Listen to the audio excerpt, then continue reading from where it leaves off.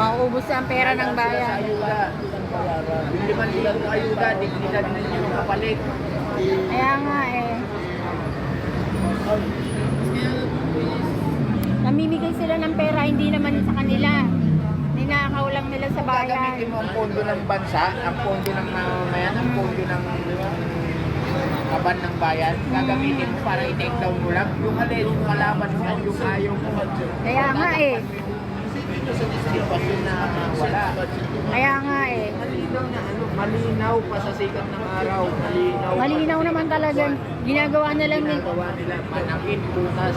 Ginagawa na lang nilang dahilan yung confidential fund ni Sarah. Kahit alam naman nila kung saan ginagamit yun.